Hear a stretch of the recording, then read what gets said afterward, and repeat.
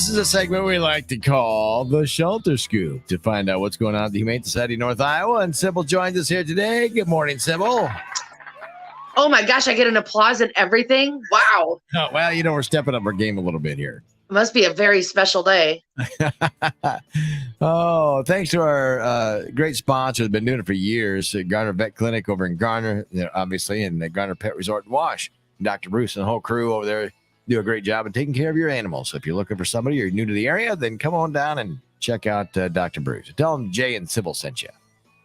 Well, not that we get it. We don't get anything out of it, but I was going to say, just leave Jay's name out of it because he might ban you from his property. Right. Yeah. Just tell him I say it. Yeah. There you go. Hey, so what's how we got a big weekend coming up this weekend. We should probably talk about that as far as fireworks and dogs and scattered everywhere. Yes. Well, it's the 4th of July weekend this weekend coming up. And, right. As usual, it's a big deal here in North Iowa. And every year we always deal with a few more firework related issues. But now that we've got fireworks more readily available, we are currently dealing with issues and we will continue to deal with them for, probably the next week or so.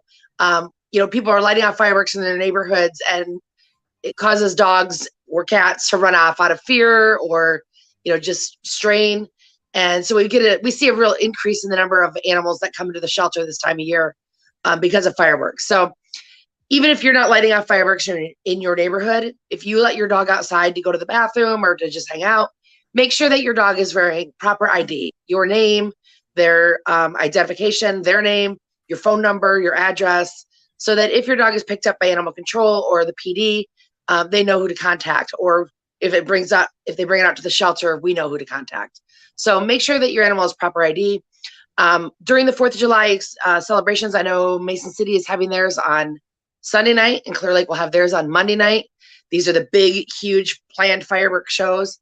Make sure if you're leaving the house to go watch those shows that you have prepared your pets for keeping them comfortable in the home while you're gone. So for myself, I have kitty cats and one of them could sleep through a bulldozer coming through the house, but the other one is very anxious and fireworks do upset him a lot. So I go through the house on the night of the fireworks and I close all the blinds, close all the drapes, make it quiet.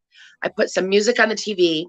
Yeah. Sometimes I have these plug-in pheromone release things called Feel Away that pet owners use. Okay. It's kind of like a plugins for like soothing, like lavender to humans is what Feel Away would be to cats. It's like a soothing pheromone that causes them to reduce their anxiety a little bit. So you kind of drug them a little bit. Well, just an aromatic drug, not anything. But I do know actually there's a lot of dog owners out there that they work with their vet to medicate them during fireworks shows because it can cause them so much anxiety. And so, excuse me, if that's something though that your dog, if your dog has a lot of anxiety because of loud crashes or loud booms and the fireworks and the noise, work with your veterinarian. Never self-medicate though, because animal medication is different from human medication and it's different dosages and things like that. So always work with your vet to keep your pet safe during these celebrations and have a safe and happy 4th. If your animal goes missing during the 4th, during the weekend or anytime, always call it into animal control through the police department in Mason City or in your local police department in your community. That way we're notified and the PD is notified. We can all be on the lookout and we know how to get a hold of you then. Right. Yeah. That's what I've done before with my dogs is put them in the basement and turn music on or a TV just to keep them occupied and they can't hear the sound. Obviously, if you got a basement, then that's what you do. Yep. Correct. And one big thing is I feel like I shouldn't even have to say this, but I do because I go to Clear Lake's 4th of July celebration. There's thousands and thousands of people every year. And every year I say, I shouldn't need to remind people to do this, but then I show up and there's always that one person that brings their dog to the fireworks show. Right. And, even if your dog is deaf, other people aren't going to understand. There's still a lot of crowds. The lights are explosive. Just don't put your dog in that situation. Leave them at home. There's huge crowds of people. Your dog can very easily get frightened by the fireworks themselves or by the crowd or something and take off on you, or worse yet, act out in a way that would be, really damaging to other people or to himself. So for your dog's safety, leave them at home during the fireworks show.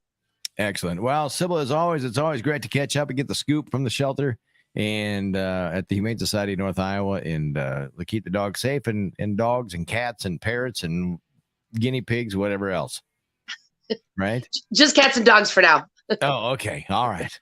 Sybil, thank you very much. Have yourself a wonderful day. All right. Have a happy 4th.